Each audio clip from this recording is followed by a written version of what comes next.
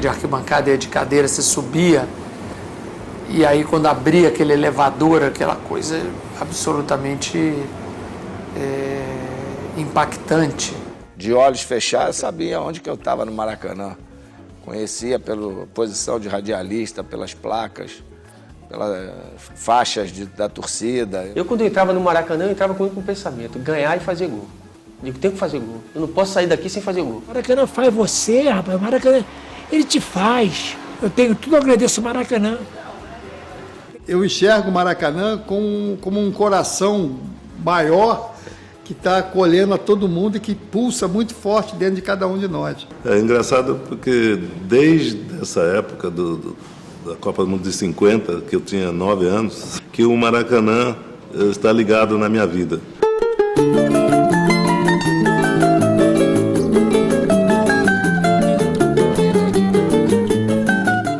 É evidente que a partir da construção do Maracanã e da sua utilização, a principal diversão do Carioca passou a ser efetivamente futebol. Basta você olhar nos jornais da época a quantidade de gente que compareceu ao estádio em todos os fins de semana. Eu fui ao primeiro jogo realizado no Maracanã, que foi um jogo Cariocas e Paulistas, uma seleção, não seleção principal, mas uma seleção que na época chamava-se mista, uma seleção que tinha de clubes pequenos, clubes grandes.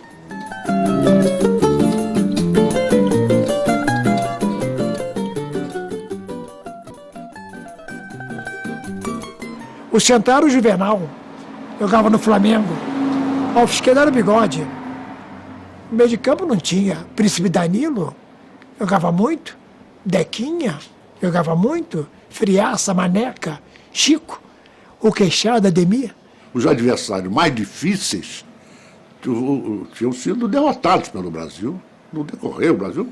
Mas não sei, Iugoslávia tinha um timaço. O Brasil deu um banho de bola na Iugoslávia, ganhou 2-0. A própria Espanha, né? A Espanha tinha um centroavante chamado Zarra, que era diabólico, né? Tinha um goleiro, Ramalhete também.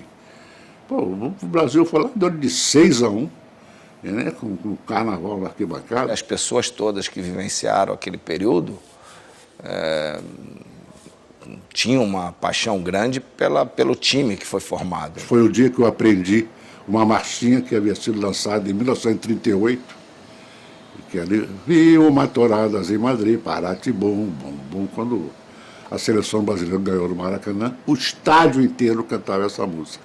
E eu aprendi lá no Maracanã. Eu estava de verde oliva, bate-boot, cacetete, tudo que eu tinha direito, porque eu estava servindo a polícia militar, né? Muita gente perguntou, mas você ficava de costas? Digo, pô, vou perder a primeira Copa no Brasil ficando de costas para o estádio? Não tem como. Vi todo o jogo. Hoje não pode mais me prender mesmo, né? Não tem problema. No dia da final da Copa do Mundo entre o Brasil e o Uruguai, a fatídica final entre o Brasil e o Uruguai, o prefeito do Rio, Ângelo Mendes de Moraes, fez um discurso pouco antes do jogo e disse: eu vos dou o Maracanã, agora eu quero de volta a Copa do Mundo. Mais de 50 milhões do Oiapoque ao Chuí, esperamos coroar esse título com uma grande vitória frente ao Uruguai. Atenção, atenção. Vamos ouvir as palavras do senhor prefeito do Rio de Janeiro. Brasileiro, vós que daqui a alguns minutos sereis sagrados campeões do mundo. Vós que não tendes rivais em todo o planeta. Vós a quem eu já saúdo como vencedores. Cumpri minha palavra construindo esse estádio. Cumpram agora o seu dever, ganhando a Copa do Mundo. Acho que o trauma aumenta em função de tudo isso, do fato da gente achar que era superior a todos, do fato da gente estar jogando em casa, é claro, do fato da gente ter mantido o título até os 40 minutos do segundo tempo. A derrota do Brasil para o Uruguai naquele jogo foi um golpe trágico pela surpresa, porque ninguém esperava, né? Achava importante, né? Já sentia que iam ser campeão do mundo, né? Que nada. Eles ganharam na briga e na bola. O Maracanã completamente cheio. Meu pai né? Estava no jogo, conta isso. Meu pai é um português que se apaixonou pelo Brasil, estava lá torcendo para o Brasil. 200 mil pessoas nessa partida final. E ele falava que é uma das maiores tristezas dele no futebol, que ele era certo de que o Brasil seria campeão. As arquibancadas, todas com lenço. Foi um visual fora do comum. Que nós estávamos ganhando de 1-0, o Uruguai empatou e o Gija, o ponta-direita, acabou fazendo o segundo gol, que foi da vitória. Bom, eu acho que quem melhor resumiu essa derrota do Brasil para o Uruguai na final de 50 foi Nelson Rodrigues, quando ele disse que somos um país de vira-latas. Os lenços, todos, transformaram-se num lençol dos grandes para conter as lágrimas de todo o povo brasileiro que estava lotando o estádio do Maracanã. Tristeza, muita tristeza, porque todo mundo esperava que o Brasil ficasse com a Copa, né? Foi um período triste. Eu vi e falei, o que houve no Maracanã? Eu falei, pô, o Brasil perdeu a Copa. Eu falei, brincando, né? Eu falei, o Brasil perdeu a Copa no Maracanã? Ele falou, perdeu. E os jogadores que iam almoçar em casa, todo mundo triste. Eu falei, não chora, pai, eu vou ganhar uma Copa pro senhor.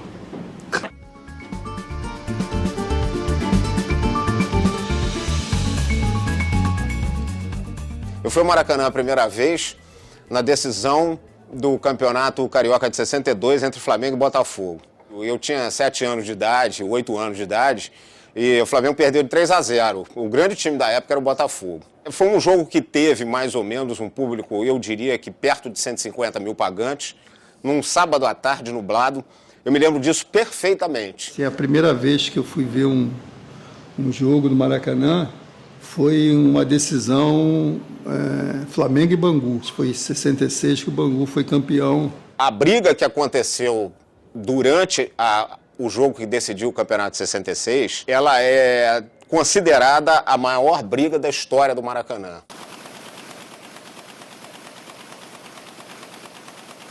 Quando eu entrei pela primeira vez, eu levei um susto, né? Muita gente, não tinha lugar para sentar e tal. Eu tinha 13 anos. E foi, no primeiro momento, uma sensação de medo, assim, de querendo ir embora, voltar. Mas consegui um lugar, assisti o jogo. Mais ou menos com 20 minutos do segundo tempo, o Flamengo perdendo de 3-0, que o Paulo Bosch fez um gol no começo do segundo tempo, 3-0. Ele iniciou uma briga absolutamente fabulosa, na qual praticamente todos os seus jogadores se envolveram, de um lado e de outro. O Ayrton Vieira de Moraes, que era o juiz, apelidado Sansão, que está vivo, expulsou, se não me engano, 11 jogadores, 5 de um lado e 6 do outro, o que impediu que a partida tivesse continuidade. O marcador estava 3-0, já tinham sido jogados mais de 2/3 da partida, e o resultado permaneceu, o Bangu foi campeão. Em 62 com o Benfica, em 63 com o Milan, nós preferimos jogar no Maracanã. O torcedor carioca tinha uma predileção muito grande pelo Santos. Então o Santos era o segundo time de todo mundo lá. O Flamengo, Fluminense, Botafogo, Vasco, todo mundo tinha o Santos como segundo time. Eu tinha ido pro Milan em 1963. Nós ganhamos a primeira vez lá em Milão, de 4-2. E o segundo jogo aqui no Rio, aqui no Maracanã. Muitas vezes, quando nós íamos jogar no Maracanã, os times que vinham de fora, a gente via dentro do campo, os jogadores ficavam batendo a bola e ficavam olhando para o Maracanã. Os jogadores... No primeiro tempo, nós jogamos muito bem, muito bem. Dominamos completamente o Santos, fizemos 2-0. No segundo tempo, choveu muito. Aí, o tempo não estava bom, mas o jogo difícil e o Santos virou com aquela falta do nosso querido Pepe, né? O canhão da Vila. Fazia 4-2 no segundo tempo. Eu marquei o primeiro e o quarto. Debaixo de uma chuva incrível, sabe? Choveu a beça no intervalo e eu gostava de jogar com o campo molhado, eu e o Santos. Por isso tem o apelido de peixe, né?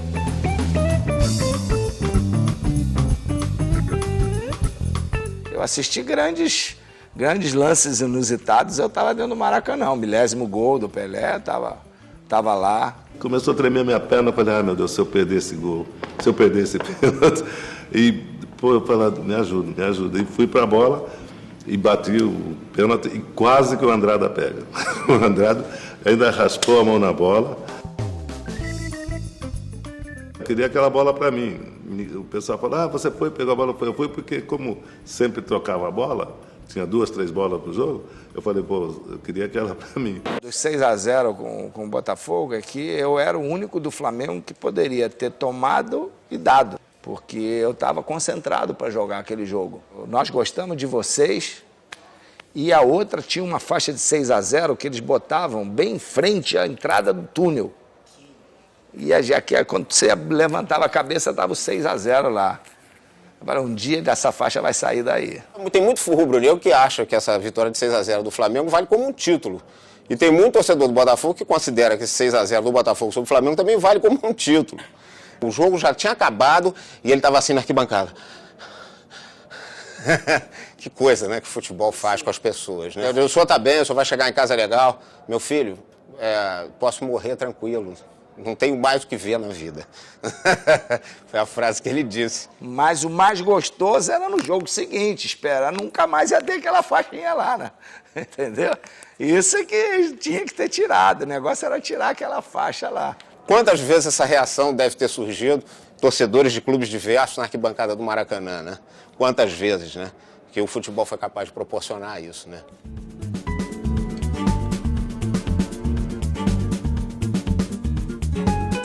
O Fla-Flu é uma coisa diferente, é o glamour, sabe? É uma coisa que fica, você não esquece. O primeiro Fla-Flu você não esquece, o último também você não esquece. Então é um negócio assim que toca muito.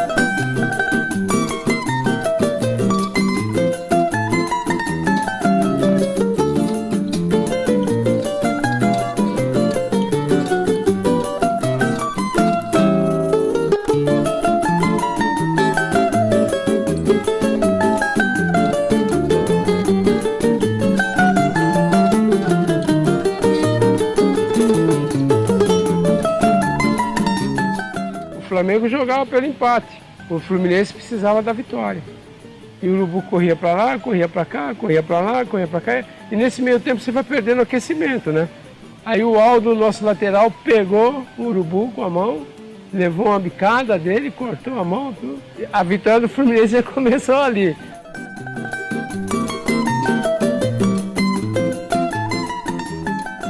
Eu comecei a trabalhar de bandeira passei para maca. Aí fiquei um tempão na maca. Aí ficou uma dupla muito famosa, Mike Tyson e Ananias. Eu, Mike Tyson e o seu Geraldo Ananias. Então, quando a gente entrava em campo, o Januário do adversário sempre falava: tá lá um copo estendido no chão. A primeira viagem dos maqueiros é Neve e Geraldo. Aí a gente ia lá pegar a pessoa que estava estendido no chão. Era o Zico, quando não era o Zico, era o... Depois veio o Sávio, que não dava muito trabalho. Campeonato Brasileiro de 74, Vasco e Santos, o jogo estava acabando. Praticamente 45 minutos do segundo tempo, Maracanã com 120 mil pessoas. Sobrou uma bola para ele dentro da área, ele fez o gol da vitória do Vasco. Aquele jogo, a vitória 2-1 do Vasco sobre o Santos de Pelé. Pelé estava em campo, inclusive fez gol nesse jogo.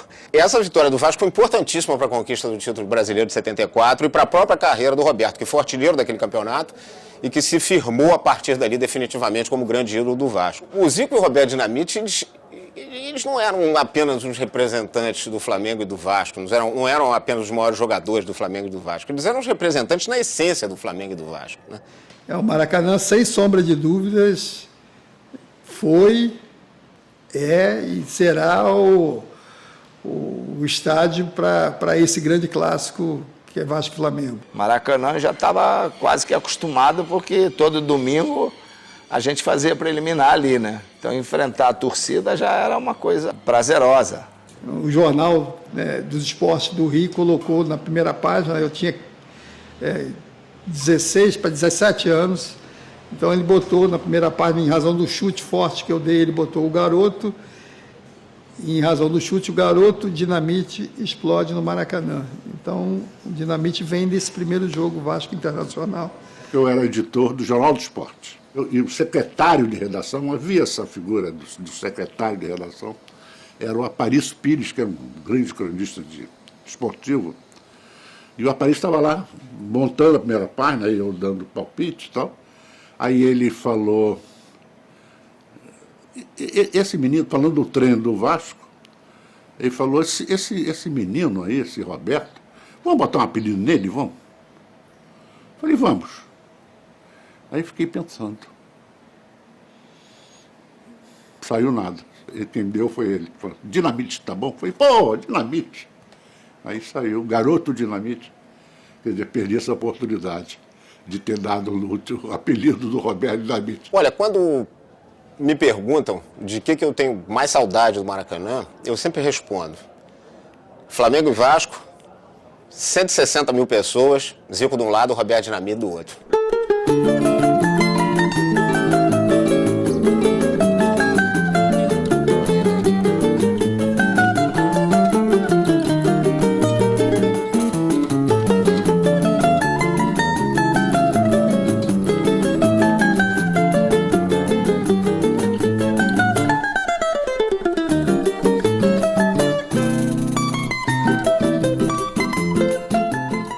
Deixou marcado foi a época de Zico e Roberto Dinamite, os dois ídolos de cada clube, a torcida em massa, a torcida do Vasco de um lado, a torcida do Flamengo do outro, e eu ali na geral do Maracanã fazendo um grande espetáculo. Eu gostava de trabalhar em casa cheia, né? Ah, como eu gostava de trabalhar em casa cheia. Pô, cheio.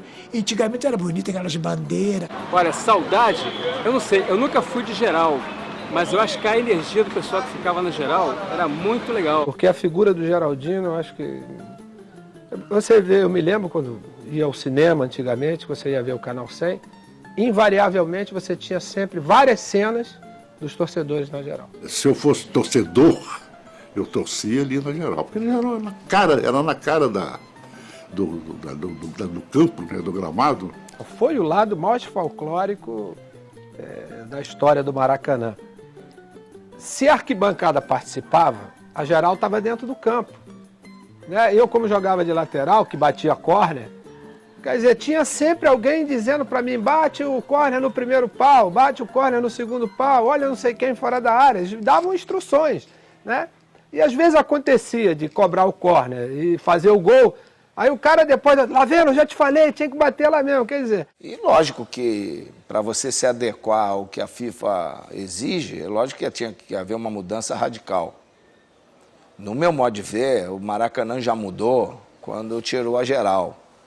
A grande saudade que eu tenho é da geral, aquele contato direto com o torcedor, eu que fazia gols e ia em direção ao torcedor da geral, vibrava com eles ali, era uma coisa maravilhosa. Isso aí são emoções indescritíveis de ver os caras ali vibrando, emocionando.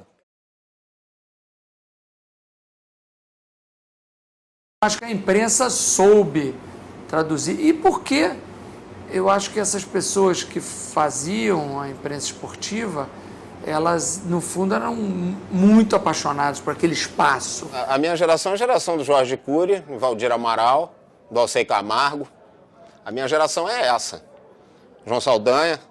João Saldanha era um negócio impressionante, que vinha um intervalo do jogo, a voz do João era uníssona na arquibancada. Todos os rádios, todas as emissoras de rádio estavam ligadas nele. Você ouvia aquilo, você não precisa nem ter rádio. Você ouvia porque era uníssono. Eu consigo perfeitamente associar o Maracanã, o futebol do Brasil, muito com o Garotinho. E, infelizmente, com esses personagens que já se foram, né? Seria uma maravilha se a gente pudesse trazer no tempo um Jorge Cury.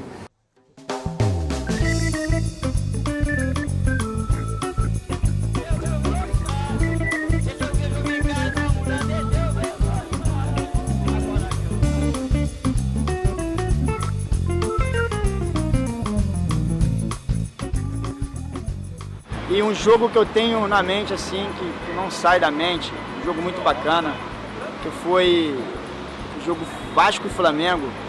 O Edmundo arrebentou nesse jogo naquele dia, meteu 3 gols e nenhum deles saiu dançando para a torcida do Flamengo. Aquilo ali foi marcante. Os quase 21 anos do meu time ser ganhar o campeonato, com um gol do Maurício em cima do Flamengo. O gol de barriga, aquele gol de barriga do Renato, aquilo foi muito legal, que a memória assim não sai, são 1000 coisas. Porque o meu pai era o Santana, que era massaísta do Vasco, então desde pequeno eu vim muito pro Maracanã e vi 1000 coisas, apesar de ser tricolor, mas é muito 10. Eu adoro o Maracanã, isso aqui é um tempo sagrado. Conseguimos tudo que o Flamengo queria, que foi um pênalti no começo do jogo. Fizemos o gol, o Edilson marcou o gol. Aí o que aconteceu, só que o Vasco empatou no finalzinho, erro da arbitragem. Aí o que aconteceu? Aí o Flamengo foi pra cima. Eu estava com o Santo Antônio no macacão, peguei o Santo Antônio, segurei. Aconteceu que no segundo tempo o Flamengo conseguiu os 2-1. Aos 43 minutos, quando ninguém mais acreditava, a torcida do Vasco já gritava campeã. Aí eu olhei para a torcida do Vasco, olhei para lá, vi o Eurico de charuto na boca, largando tragada com aquela fumaceira que todo mundo imagina. Eu disse, é agora ou nunca. O Pet acerta aquela bola memorável, vai ficar para a história. Meu Deus do céu, quando essa bola chegou lá naquele ângulo onde a coruja dorme, essa bola foi ali de uma maneira efetivamente espetacular. Foi o jogo que mais marcou na história do Maracanã. Eu acho que foi o jogo que marcou praticamente dessa geração de 2000 para cá, todos os flamenguistas. Ninguém esquece o Pet.